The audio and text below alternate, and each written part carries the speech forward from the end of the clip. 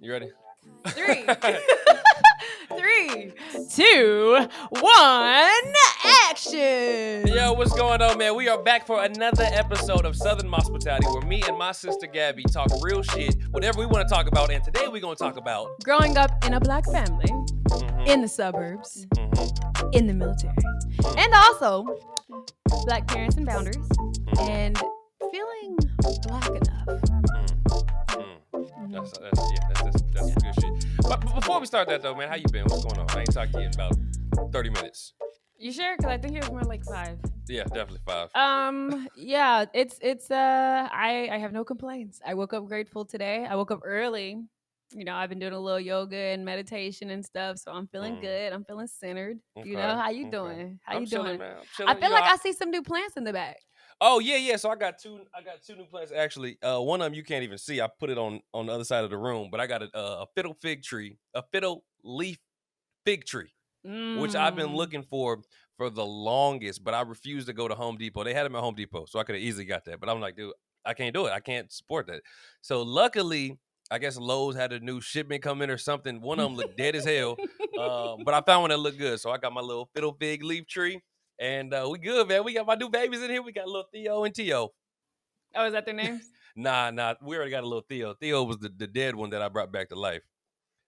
So I got to come up with some new names for him or some shit. So, Okay. All right. Cool. Okay. Cool.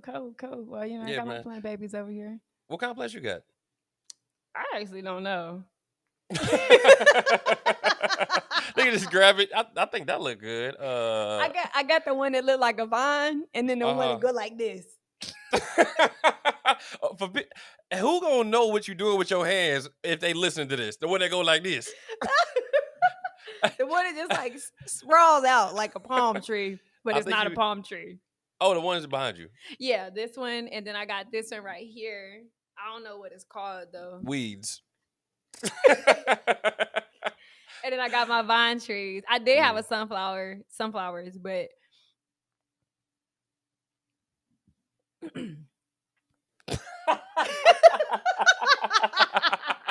did you like that acting? My man didn't make it.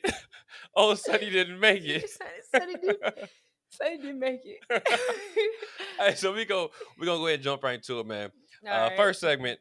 So we're not doing a trending segment no more because like it's. I mean, we can. Anyways, we'll go ahead and talk about what's one thing that you learned this week. Well, since we last talked. Wow. Okay. One thing that I learned this week is okay. So I follow this lady on Instagram. She's dope. I send you her stuff all the time. The holistic psychologist. She's dope, right? And she was saying, she had made a post about like what did you see growing up, and like how did that affect how you are today?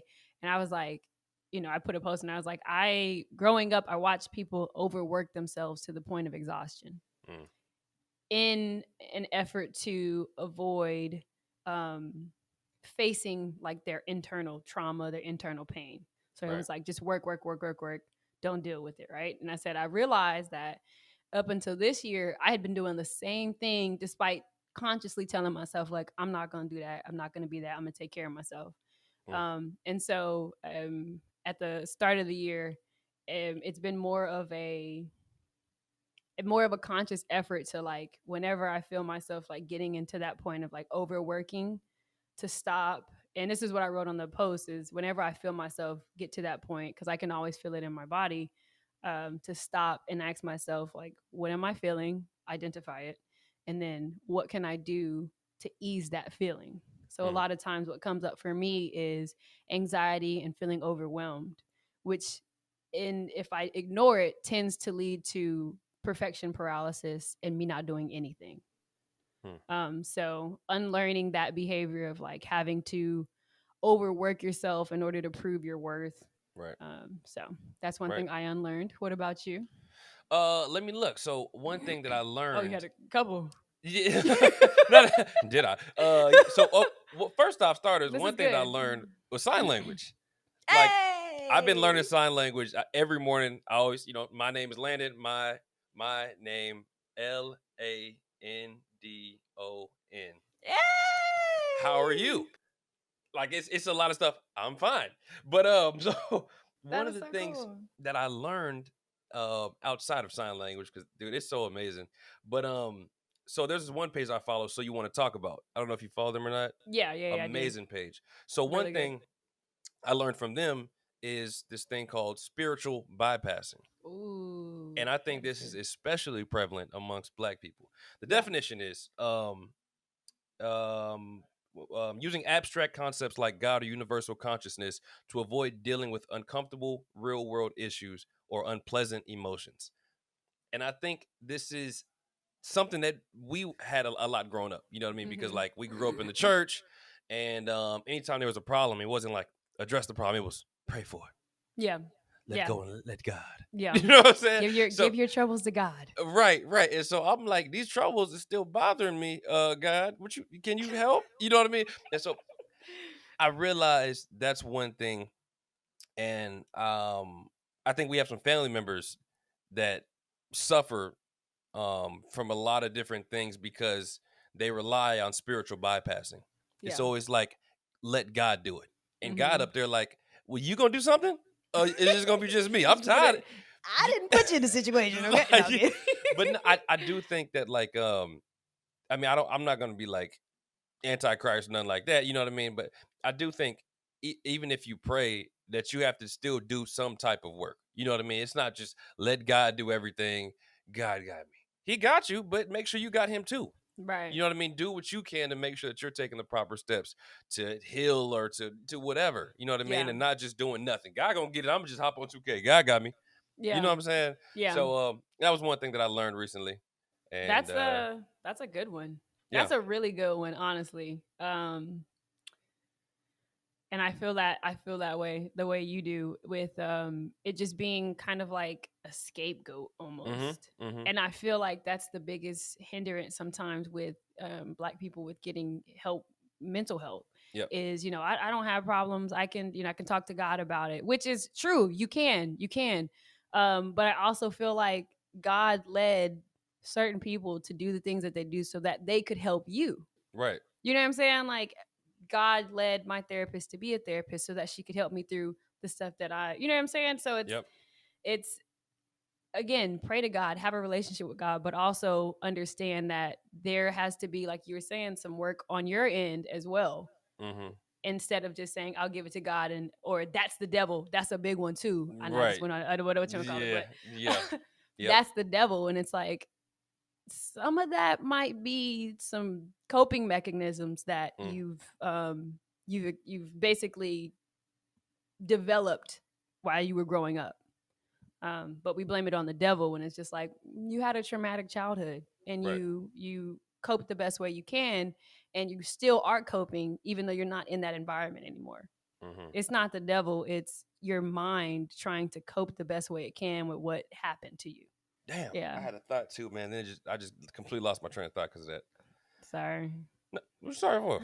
I don't know. That's a coping mechanism. I was about to say, I think that's another coping mechanism is It that is. we oftentimes apologize or feel guilty for something that we shouldn't feel guilty for. Yeah. Dude, Yeah. I was at Lowe's earlier, so I'm like asking this woman because I just bought some like LED lights. Let me show you real quick. I bought these little LED lights. You know what I'm saying? The strips you put above your plants to like Mhm. help them with growth and stuff. And the woman, she's working there, and I'm like, excuse me, sorry to interrupt you. Do you know where these lights are at? And she's like, oh yeah. I'm like, okay, yeah. I'm sorry about like interrupting you. Like I felt bad about interrupting her to ask her to do her job. You know what I'm saying? I'm like, I don't want to interrupt this woman, but like, you know what I'm saying? I was getting a little anxious going up to her and stuff. Like, why do we feel bad about that? Excuse me. Excuse me. Like, what? We shouldn't feel bad about stuff like that. Why do you Yeah. think that is? It's a coping mechanism, and I think it comes from, as a child growing up, you were probably in a position where you felt like your actions, basically you were in charge of regulating someone else's emotions. So your Mm, actions would make somebody angry, or your actions would make somebody reserved or make them feel bad, and you were conscious of that. And so you then tried to, because we're always taking in information and then tailoring our whatever to it, and somehow you receive the message that, okay, my behavior is I'm responsible. Through my behavior, I'm responsible for their reactions. And so because of that, now when we go out in the world, we think our behavior, we're responsible for others' actions when it's not that at all. And some people have parents who make them feel that way. Like they'll do something and then the parent will guilt trip them, or and it's not always parents, it's usually just people that we look up to, our guardians, our friends, our mentors. It really all depends. But people that don't have they don't have like that emotional intelligence to understand other people and how they feel is their responsibility, we will fall very easily into that we have to regulate other people's emotions, right. when that's not the case. um I struggle with it and I have no problems. I'm a people pleaser. I'm readily identifying it, but I have been a people pleaser all of my life because that's how I was raised, or I learned. I don't know if it was necessarily raised intentionally like this, but that's how I learned to get love, is that I had to be what other people wanted me to be rather than who I was. Yeah. I saw this. That makes me think about this one tweet I saw. It was like, were you, damn, how'd it go? It was like, can you remember your child? Like, do you not remember your childhood, something, or are you funny? And it was basically saying like, or it was like, are you funny, or does part of your childhood? God damn it!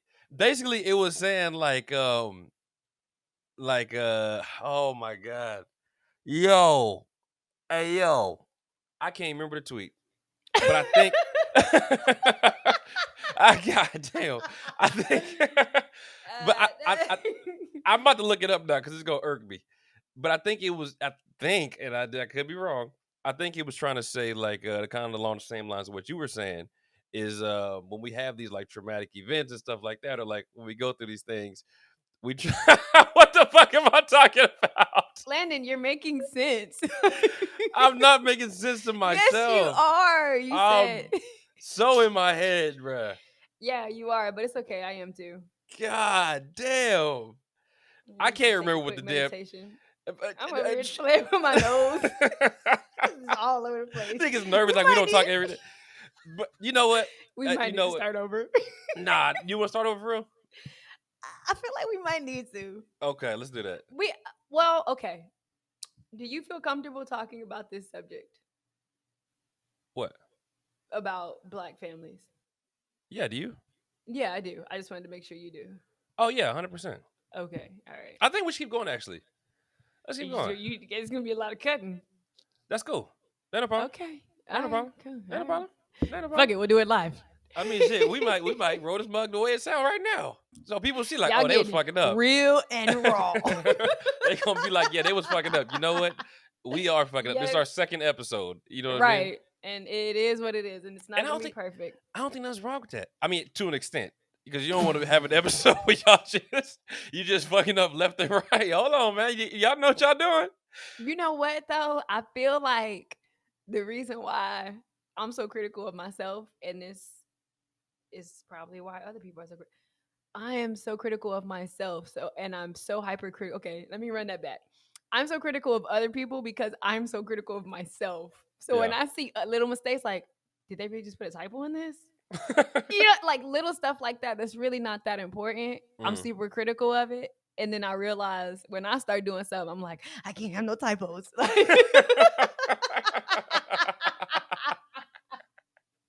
And I be feeling like it's the end of the world when I see one. Bro, I'm like the opposite of that. Really? I will see typos and be like, fuck it. Like, they know what I was trying to say. I don't know why. And it'd be bad typos too. It'd be like just dumb stuff. And I'm like, you know what? I don't care. Because at the end of the day, everybody make mistakes. And that's why I think that we should still do this. Like, I mean, I'll cut some stuff because some stuff we can't have. Oh, we fucking up too bad.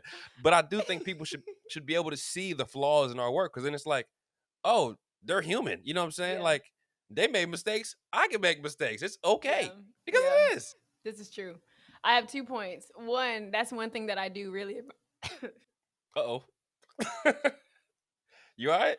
I'm good. But one thing that I really admire, I realize I'm pointing a lot, and I feel like Hey, cuz one thing I really, hey, real live, hey, cuz look. I'm too loose right now. Pick it up. All right. No, So, be loose. oh, okay. All Yeah. right.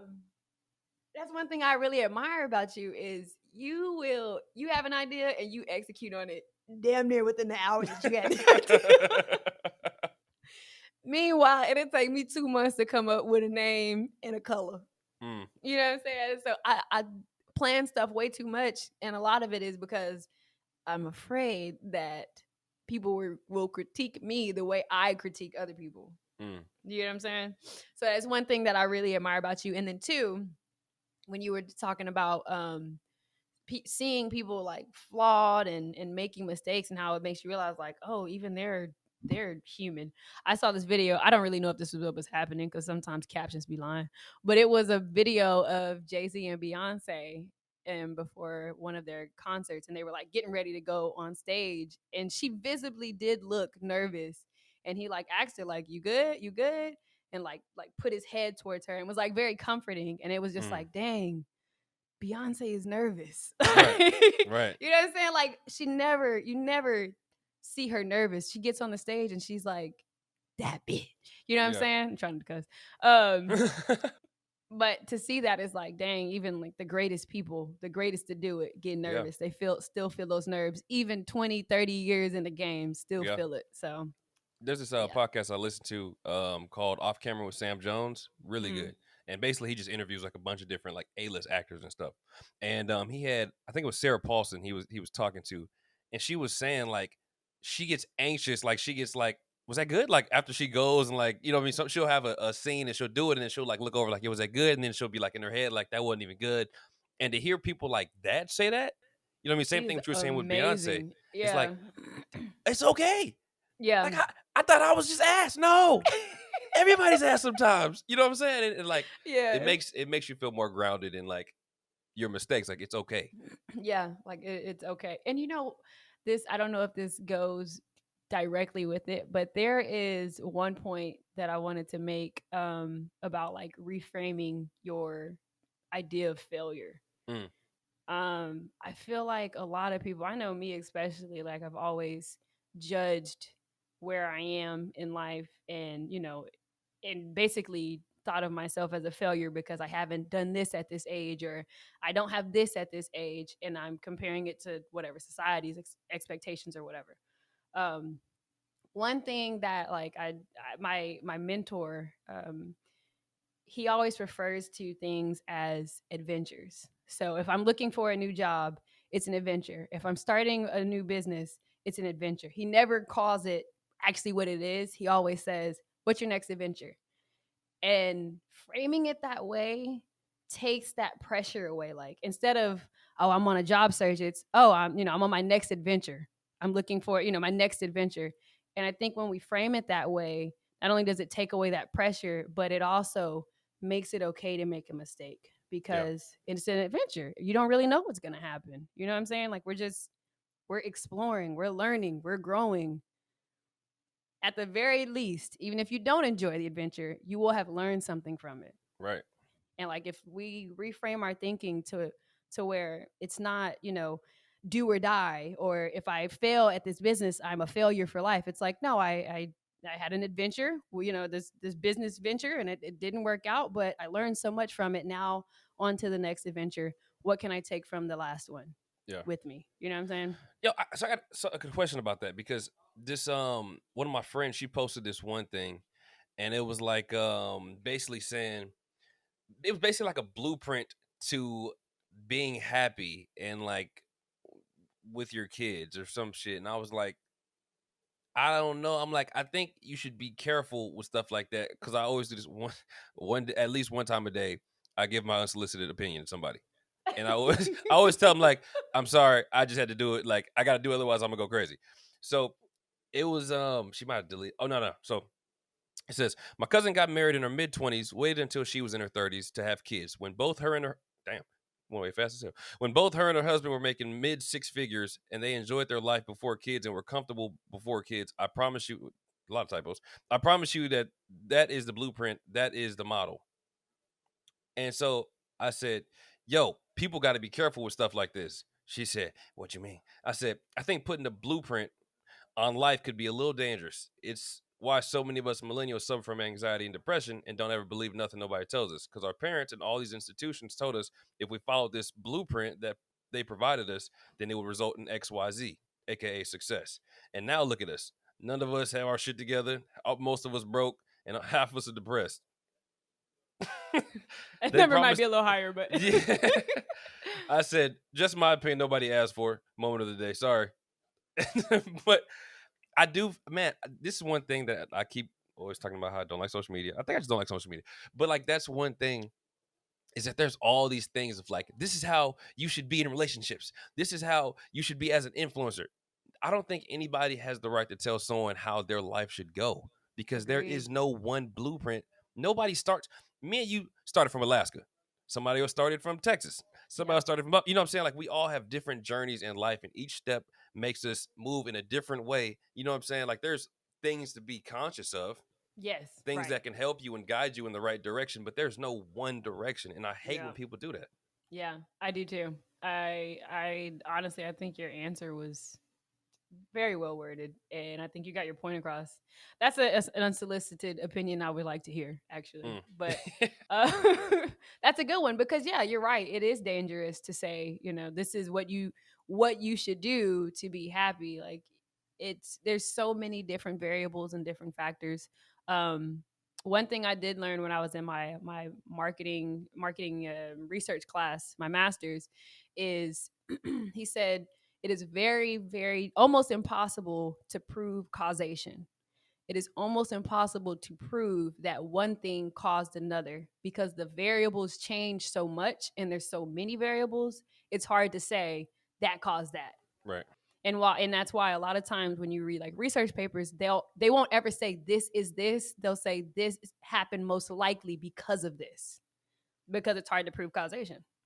And I think it's the same thing with that. Is like I can't say that will equal that because the variables are so different. Yeah. They're so different. I can't tell a black person just work hard and you'll get to the top. The Right. variables are different. You know what I'm saying? Mm-hmm. I So wish more people like knew that, or like, you know what I mean? It's like if you just work hard, then you could. Really, you think you that know, most of us just don't work hard? Like you think that's the case? That's why we don't have yeah. the same opportunities. We just don't work hard. You think that's why? But anyways, let's. I think we had like 25 minutes or something. So let's go ahead and jump into our first topic, which is growing up in a black family. So I'm gonna beat you to the punch. How was your experience growing up in a black family? um, the same kind of thing how you were talking about causation and like different variables. I think applies for us. Because we grew up in a black family, but we grew up in a military family. We grew up with I don't. I guess we can't really say divorced parents because they divorced like midway through our. But mom was always, excuse me. But I be clearing my throat so much. Every time I Same. do it, I think I got COVID.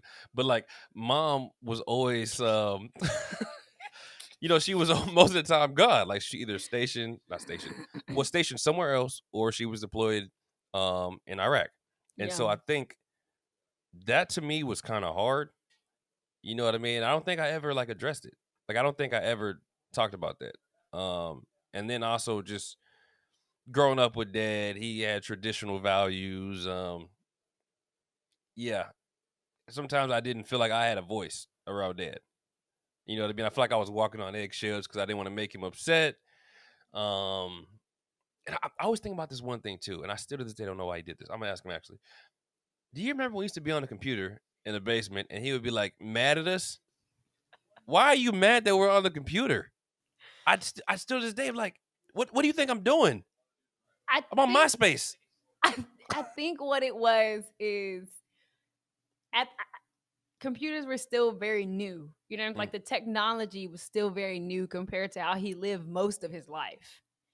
And I think that just sitting down and staring at a screen looks like lazy. Doesn't true. matter what you're doing, it looks like lazy. You need to be out doing something, like physically doing something. And Yeah. I think that's why he used to get mad. Is because I don't know. We can ask him and see, but I think that's why I used to get mad. Is like he equated us sitting downstairs. I just always think about when he would open the door or open the little door and just like peek through the little Creep crack. down. Like, man, if your dad take your ass in your room or something, let him Get out of live the building. it. I'll be exiting out. But you think I was watching porn as fast as I'll be exiting out of stuff. I'll be All you doing is playing solitaire. bro, I ain't even doing nothing bad. What And is it? Mind scraper or something? Yeah. I would say Minecraft, but mine, yeah, that game. Yeah. I could never beat that game, by the way. That shit was so hard. It's anxiety. It's so hard. You click on one thing, I was like, I'm like this shit This might be the one. Nah, but so I think that affected a lot of things that I did. Like I feel like I have a voice and stuff like that. And then he always did this one thing I remember, and I'm not trying to bash dad because he raised us good. You know what I mean? Like there obviously he had his flaws, which all parents do. But there are some things that he did that just led to us and some of the insecurities and stuff that we have. Like that's just human. One of the things that he also did, and this goes along the same thing what you were saying about like the laziness. Like he was, if I'm working, y'all got to be working too. You know what I mean? Like he's out there doing yard work. He's like, you got to be out working with us too. And that's just, I'm sure it's because that's how he was taught. You know what I mean? Like those values were instilled in him. But for me personally, that's led to me. Anytime I see someone doing something, if I'm not helping or something, I feel so guilty. Yeah. And then I do that annoying shit where I'm like, yo, you need some help? Like, yeah, you need some help? You know what I mean? Like, can I help you out? And they're like, dude, I got this, bro. Like, I'm walking my dog. I got him. It's one dog. You know what I'm saying? Like, it just, I don't know. And I realize it now. So I'm like consciously trying to be like, you don't always have to help every time you see someone doing something. It's okay to not offer help or do it. You know what I'm saying? To help them out. Well, that sounds bad. Now that I'm saying it out loud, it sounds kind of bad. Well, no, I think it's more so like it goes back to people pleasing. You know what I'm saying? Like instead of, so basically what you did, it's a coping mechanism, is you were taught to anticipate people's needs instead of allowing them to ask you to help them with something. Do you get what I'm saying? Yeah. Like giving them the space. If you need my help, it's here. You know, do you get what I'm saying? Mm-hmm. And I think the motivation behind that is different. So when you're a people pleaser, the motivation is from fear, whereas the opposite end of the spectrum is it's out of love. So I'm here if you need the help, but I'm not anticipating your needs because I'm afraid of how you might react. Yeah. Does that make sense? Mm-hmm. And so basically what's happened is you learned over time to anticipate when you saw somebody working that you needed to help, whether they asked for it or not. Does that make sense? Yeah. Okay. Yeah. No, I'm with you, man. I understand. Okay. I just want to make sure, because I'm like, it makes sense in my head. Yeah. Make sure I'm articulating it. Because that's something that I struggle with too. Yeah. It goes back to the whole people pleasing. Like, and it doesn't have to be just, physical. It could be anticipating somebody's emotional, like, oh, are you okay? And constantly asking how somebody's feeling. I was terrible with that in relationships. Is what what's going on? How you feel? And it wasn't out of like, I genuinely am concerned about how you feel. It was, are you gonna break up with me?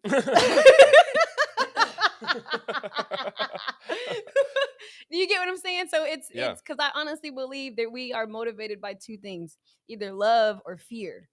And if the motivation is fear, most of the time the consequences are negative. Most of the consequences are on you are negative. When it's love, the energy is a lot different. The motivation is different. Right. Yeah. So yeah, I think that's one thing that we all got ingrained. Me, you, and I don't know about Randy. I can't speak for Randy, but it's just that constantly trying to anticipate people's needs. Yeah. I'm trying to think of anything else before I pass the baton to you. You said like feeling that you didn't really have a voice. Yeah. Do you care to elaborate? Yeah. I don't know. I think it was like microaggressions. You know what I'm saying? Like it'd be like little comments here and there. And I know I really don't think dad ever, like, I know he loves us to death. You know what I'm saying? Like he would do anything for us. And I don't think that he'd meant any harm by it. Like he would make like little jokes and stuff about something, and it would be like, damn, like, you know, I was serious about That that. wasn't, yeah, like Like that that wasn't hurt even, my feelings. yeah. But I think after so long, I started to like not even feel like I should say my opinion on stuff or like speak up because I feel like there'd be some type of joke or like, you know what I mean? It would just hurt my feelings or some shit, Yeah. you know? Yeah. And it's crazy because me and Dad just started talking, like actually talking with substance in the last 3 months. I'm 25. What do you think led to that change, that shift? um Honestly, I initiated the stuff. You know what I mean? Mhm. Like, and I think he's always been open to it. You know what I mean? But I think he just always, I think he could feel that I didn't necessarily want to talk about some stuff or feel comfortable talking about it. So it was always the general shit like, how you doing? How's your car running? Like, Dad, you Mhm. just called me yesterday. We talked about my car. Nothing happened between now and you know what I mean? But Yeah. I think I don't know. I just started to like one day I just asked him about some stuff he had when he was younger. You know what I mean? I was asking him about like how are protests. You know what I mean? Like, and then we talking on the phone for like an hour. We're talking about stuff, and then he started getting all defensive and stuff. So I'm like, all right, now I'm about to hang up on him. You doing too much now. You wildin'. Yeah. He did this. Let me just say this one thing. I think I told you. He we were talking about like the protests now and kind of like the difference between the movements and everything. And he was like, there's no like one leader. And so my whole the case that I was trying to state was you're not on social media, so you don't see who our leaders are. And then he was like, well, who are your leaders? And then I started naming like Dr. Melina Abdullah, who I was supposed to have on the show, but messed that up.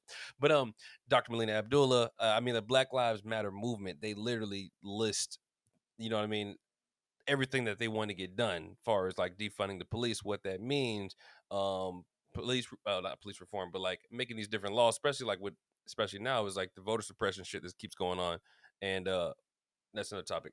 And then like the ACLU, like it's just all these different things that we see.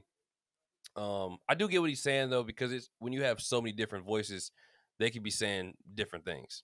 You Yeah. know what I mean? So it can like you start going all these different places. Yeah. But yeah, just talking to him about that stuff, and then I was like, it's different. Like y'all saw like overt racism, like we see covert. You know what I mean? Mhm. So it's Yeah. like It's just taking it's another form. right, and so I was trying to tell him like that's bad what y'all saw. Like that shit is bad. But I think it's also bad for us. Like I don't want you to discredit what we have going on because these type of things lead to I was gonna say stagnation. Is that a word? Stagnation. I think that, Stagnation? I don't know. Just But say I think basically it's stagnation. whatever the Leads us word, being stagnant. right? It leads us to being stagnant because we're good. Like nothing's going on. You know what I mean? That was just a joke, or like, nah, yeah, it just happens to be more white people that work here than black people. Oh, that's just how film sets are. You know what I mean? Like, and you don't actually strive for change because you don't think you need it. You know what I Mhm. mean? Mhm.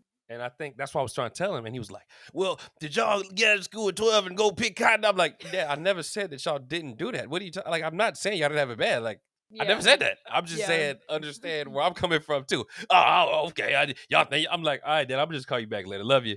Like, he just started getting mad and stuff. I was like, man, that shit was funny. But Sometimes that's what you got to do. yeah, man, how was your experience in the Moss household? Oh, before you said something, I really wanted to Was hone it about in mom? on. No, it was about dad.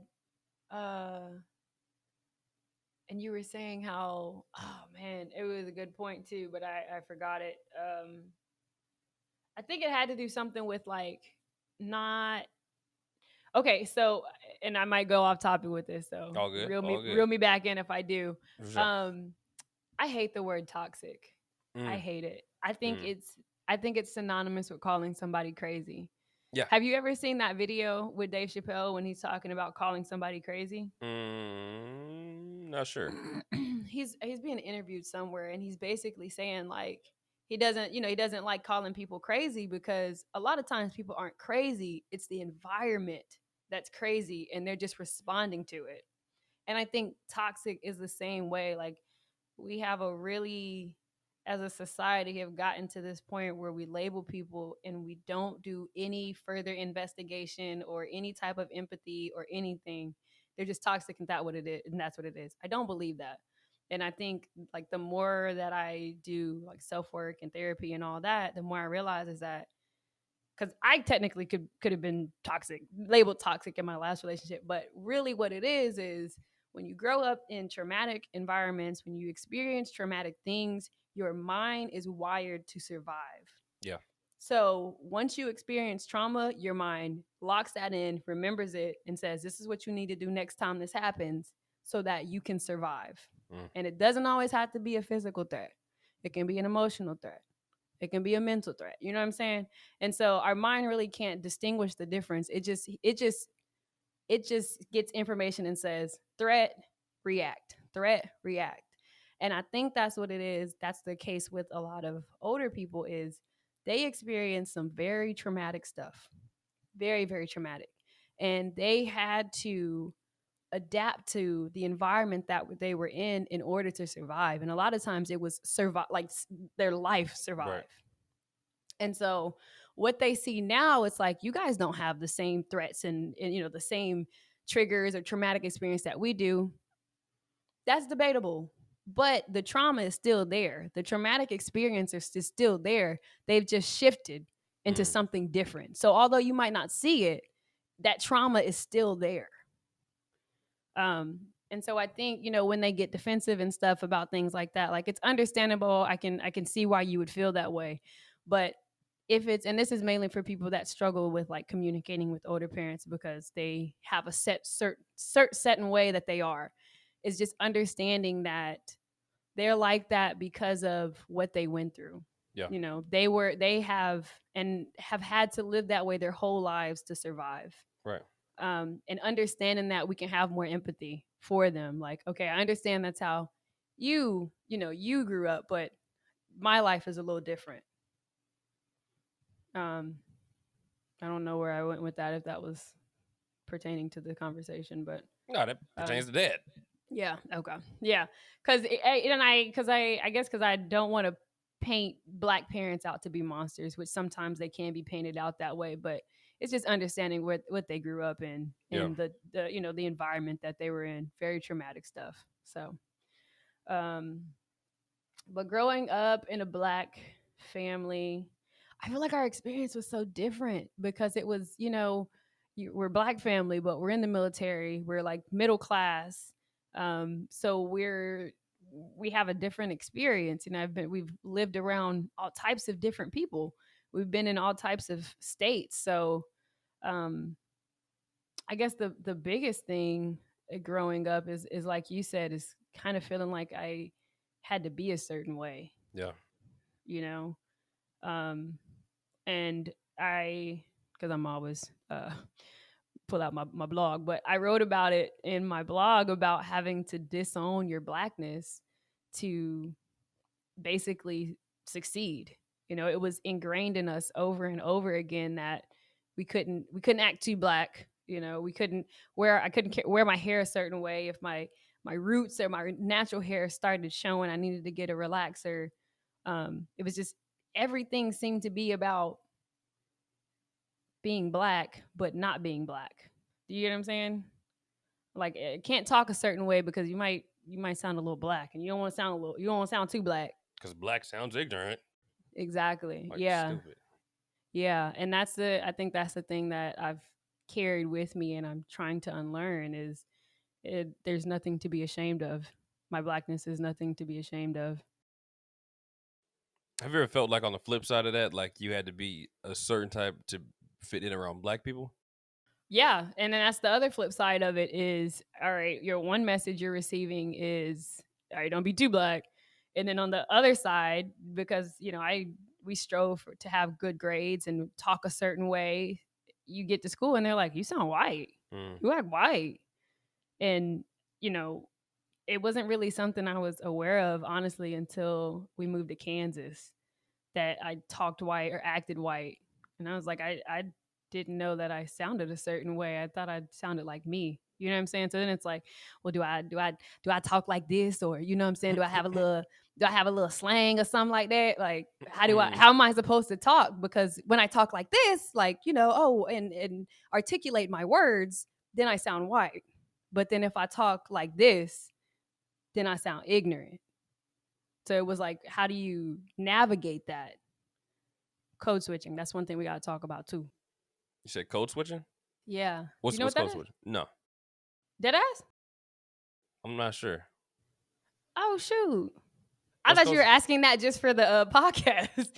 No. Code switching is where, let me make sure I get this right. Code switching is basically like disowning your blackness whenever you're in the presence of like white Right. people. Okay, that's exactly what I thought it was, but I didn't want to like assume it and be wrong. There's literally the last episode of Insecure that I watched. Molly is going through that. They got a new Code switching. They got a new worker there, and so she comes and she's like black. You know what I'm saying? Like she's like openly herself. She's like, well, I wasn't talking white when I was interviewed. I wouldn't talk white when I did this. Like, why would I do it now?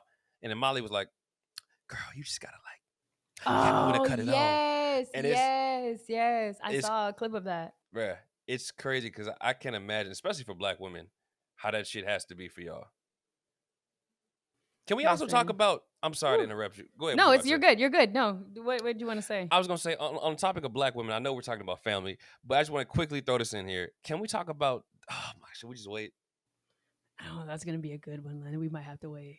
Okay. I ain't gonna lie. I want to talk about it too, but I'm like, we don't have enough time to really delve into that. But we can do a what is it when you bait somebody? Breadcrumb? Mm-hmm. Okay, yeah. Live bread. Yeah. Damn. What? But Yeah. I was gonna say one last thing too. Before we switch to the military part.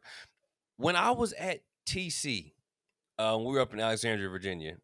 I used to wear Hollister all the time.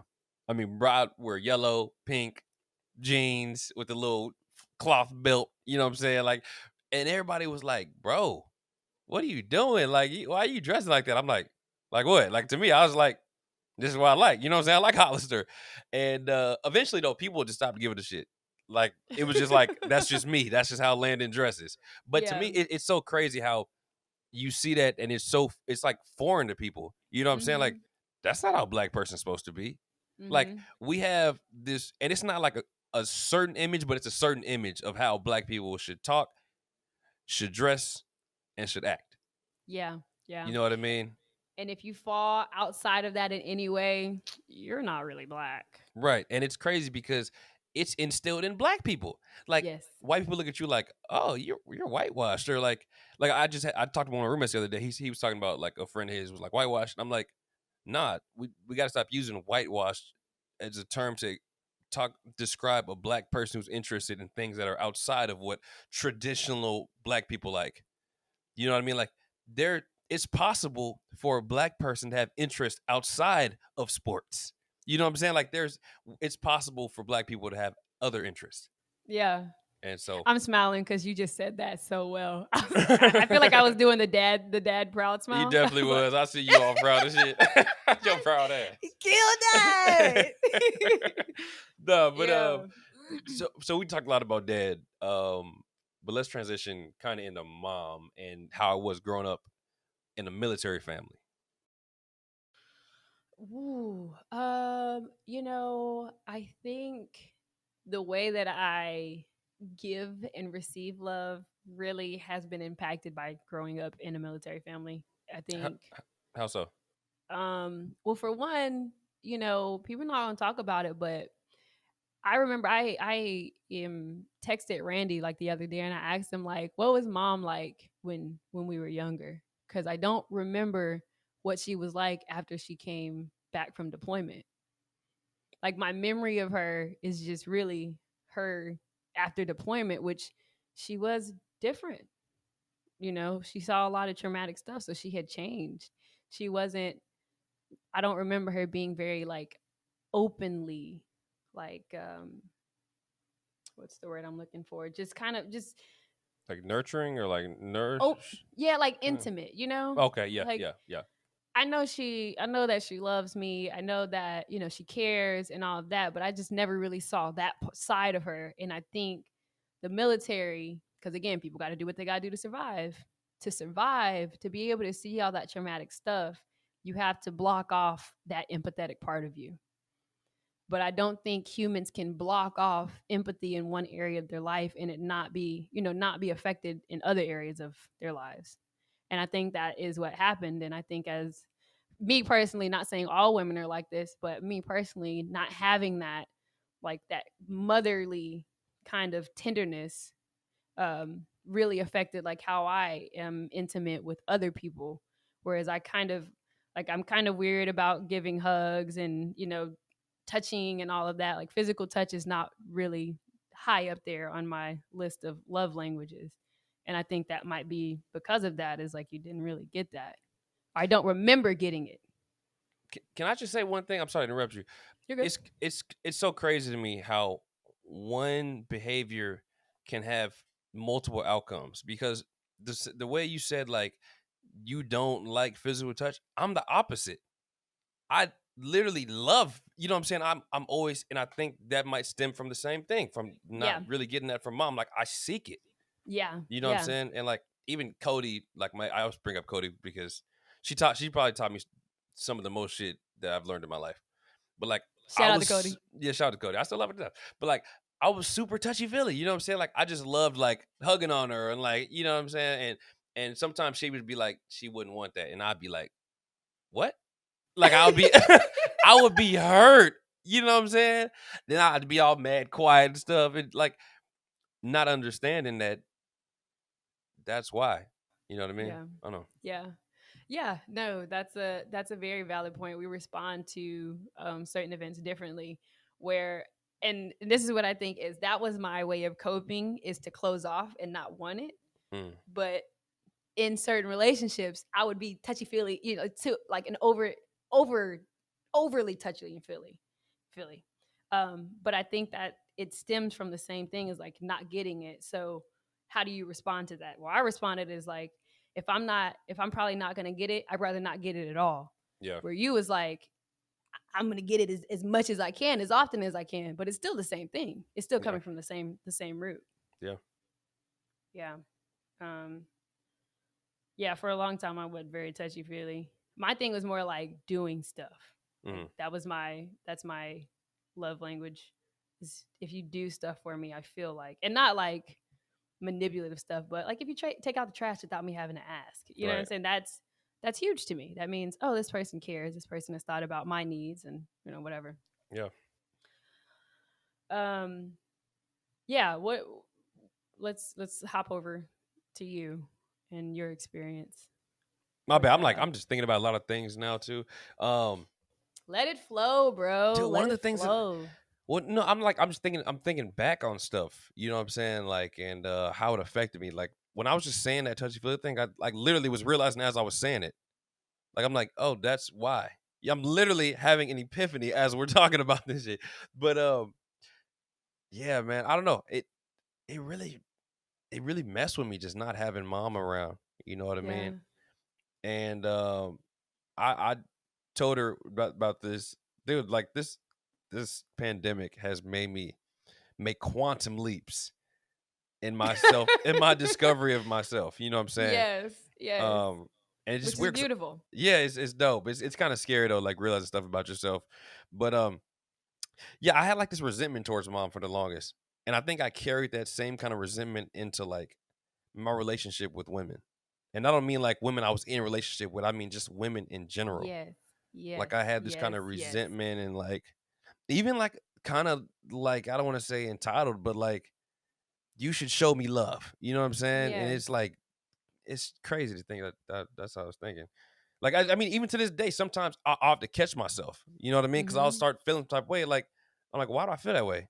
And it's like, okay, that's not cool. Let's backtrack. Let's change that right now. But yeah, I just had like resent. You look so proud. I had this resent. I'm about to cry. I'm about to cry. I'm so proud. But go ahead. I'm sorry. But yeah, I just had like resentment towards mom for the longest, and then it really came out my senior year after you left. So I think, dude, not having you around when it was really just, oh my God, Lauren, do you remember? I That banger remember you this. threw? No, Oh, that was never. great, great party, great party, great party. It was great times. Hey, the boy was throwing down. I was gonna. Oh, I just pulled my headset out. Can you still hear me? Yeah, I can still hear you though. Okay, so one time, let me put these in real quick because I'm over here messing stuff up, dude. One time, I think we picked mom up from I don't. It wasn't a King Street station, but it was a metro. We picked her up, and she was like, I think she was coughing or something like that, and I was like, "You not that sick?" I said something, and it was. Do you remember that? No. But it was in front of those movie theaters where you used to park and then go up to the metro. Yeah. It wasn't. It wasn't. I remember that. What happened? But I remember that place. I know in Eisenhower. She was doing something. I don't know. I don't remember if it was cold or if she was coughing, but she was like, "Ooh," or like something, and I was like, "You not that cold," but I was like, "Why did I just say that?" And I was just so mad at her. Mm-hmm. I was literally just mad all the time, and then that carried into my senior year too. And then, because the thing that I think people got to realize is like our parents are human. Yeah. Like, one, they're gonna make mistakes. Two, a lot of the same things we want and desire, they have those same desires. Like, she wanted to be loved, she wants to find love, and so she used to, like, when she was dating one of her previous boyfriends, she would go down to see him on the weekends. She's working all week, like she just wants to spend time with her boyfriend, which I understand now, but at the time, I didn't, and so I was heated. And then I was like, you know what? You want to leave me at this house by myself? That's all right. I'm gonna act a We fool. gon' fuck it up. Hey, yo, hey, I'm throwing a party this weekend. Pull up, bro. You just threw it last night. Bet I'm gonna throw another one tonight. And so Reckless was just throwing parties every weekend. And Coach Keisha would tell me like, your brother is acting a fool. dude, acting. I'm gonna say this one little story. One time we threw two things. One, it was hella people. It had to be like 200 people in a townhouse. Three things. Two, this girl threw up in the damn washer. The shit looked like black beans from Chipotle. I said, "Why did you come here on a full stomach of Chipotle? Just a whole bowl of black beans." Okay. And then the third thing is, so we had the party, and then the cops came. We were like, "Oh shit, yo, everybody go downstairs! Everybody go downstairs!" So everybody goes downstairs, and we're literally sitting there. And dude, this is like one of my favorite memories of all time in high school. We're like sitting in the living room, and the cops are like flashing through like the mailbox hole, and we're like ducking and diving. It was. I'm not gonna snitch on everybody, but it was like my closest friends. We were up there in the living room, like, and we were laughing, like, "Yo, this is crazy!" Like the cops are outside, and then freaking, I'm gonna just say, so Alec, he gonna move, and then they like, "We see you," and I was like, "Alec, bro, what do you?" We were literally in the house for like 20 minutes, so then they came through the back too and everything, and then they was like, either you come out now, nobody gets in trouble, or we gonna start writing tickets, and you know what I mean. So I was like, I feel like the ringleader. I was like, "Hey y'all, I gotta do it. hey man, we had a good run, y'all. Yeah, we got to get out of here. Come on." So, Why did you just sound like Pop Smoke? Oh, man. Yo, you know today's his birthday? Dang. Yeah. R.I.P. Pop Smoke. Man, that album is incredible. Yeah. R.I.P. Pop Smoke. Yeah, that was probably like I'm Was wrapping that all. when Coach Keisha came? Yep, that was the time Coach Keisha came. That was fire. Great time, by the way. Coach Keisha's Yeah. great. She's great. She is great. That's one of my. I hold her in very, very high regard. Yeah. Very, very high regard. Yeah. But That I see, I'd have to say yeah. that I had resentment towards mom, even past that. I was mad that mom didn't come to my graduation when I graduated from LA Film School. I don't even know if I told you that. Didn't have to. I was mad. I just was mad at everybody. I was mad in high school when only you, Randy, and mom showed up to my graduation. And I was like bitter as hell because I was like, well, when y'all had your graduation, y'all had grandma and everybody else, and I don't get like, dude, I was heated. Like, I was so mad. Just so salty. Instead of Yeah. appreciating the fact that y'all were there, you know? Well, I think it's also I wouldn't. I think it's natural to feel the way that you felt, especially when, all right, Randy has his graduation. It's a big party. We have a It's a cookout. family reunion. I said, yo, who is that? You know, That's your cousin. it's my graduation. A good number of people show up. It's your graduation, and Yeah. nobody. You know what I'm saying? So it makes sense why you would feel that way. You know, to see that and be like, well, do you guys think of me in the same way? Right. You know, not saying that's how you felt, but to, Oh, it you know, was. I could understand that's how it probably would feel. No, that's 100% how I felt. That's Yeah. 100% how I felt. Like, dude, I'm about to get teary-eyed thinking about it because of my acting classes. But like, dude, That's all right. I was just so hurt, man. Yeah. You know what I mean? Like, it just made me feel like, damn, y'all don't love me. Yeah. Yeah. Tried to make a joke and almost cried for real. It's okay. but I did want to transition too into talking about parents and boundaries.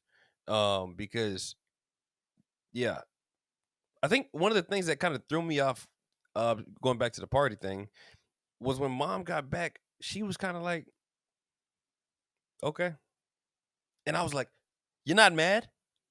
But you don't care? looking back, I felt like she didn't care. But looking back, Yeah. she probably, I think she might have realized, like, I'm the issue, or like I'm the reason why he might be acting out like this.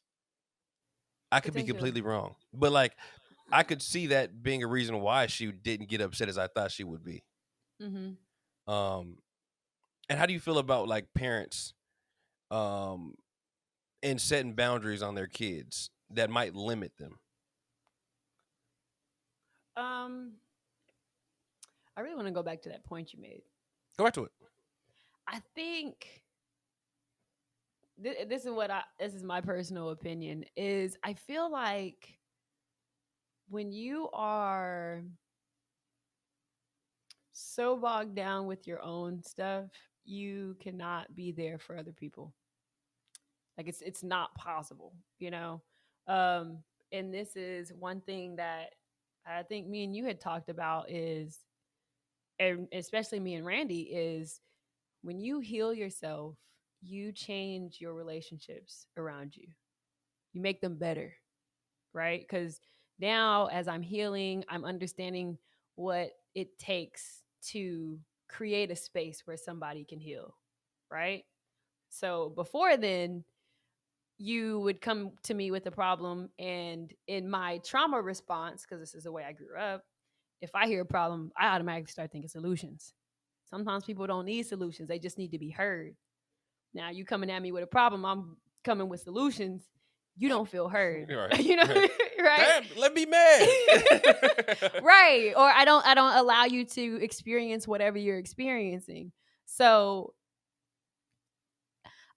basically what I want to say is that sometimes people don't have it in them because they haven't dealt with themselves yet.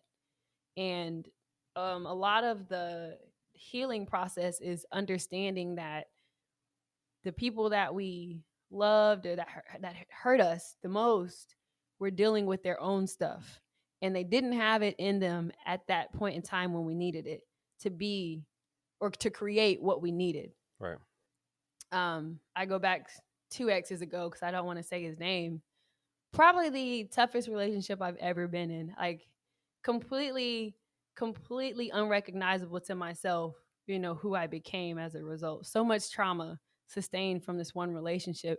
And for years, not months, years, I was angry at him until I realized and started healing like he was just dealing with his own stuff.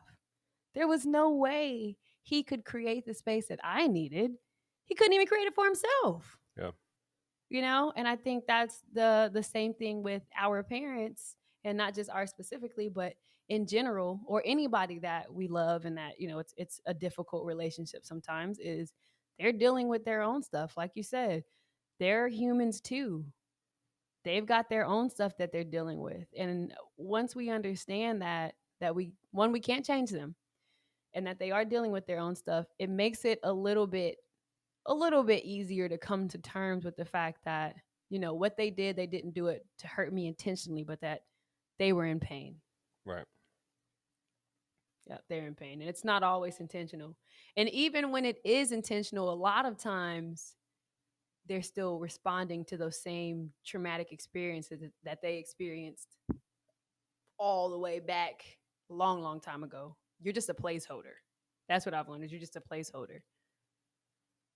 Which actually goes back to that point you were saying about being angry at other. That's what I wanted to talk about. What? Remember when you said that you held resentment towards mom, and because of that, you actually held a lot of resentment towards women, other women. And I was thinking, like, that makes a lot of sense why you come across these men that basically they don't like women. They just like having sex with them. Yeah. It's because of a lot of times they're missing that relationship piece that, you know, with the mother. And the resentment is really towards mother, but again, a placeholder. You're a woman, my mom was a woman. You get the the emotions that I had. I never even thought like that, honestly. I never even thought about that like that. Yeah. Well, when you were talking about it, I was like, oh, that makes a lot of sense, actually. Why men feel, because I understand why you would feel resentment towards her, and it makes sense why men would feel resentment towards other women, because a lot of times, whether we recognize it or not, we're attracted to the same traits in other women that were present in our mothers. Yeah. So it's like, oh, you're just like my mom. Yeah, but I think, man, so I think people got to work on that, though. Like, I get it, but I just don't like how sometimes people don't ever do anything to, like, change it. You know what I'm saying? It's just like, oh, it's because her. She, like, you know what I'm saying? Like, nah, bro, it's because of you. You know what I'm saying? You're the reason.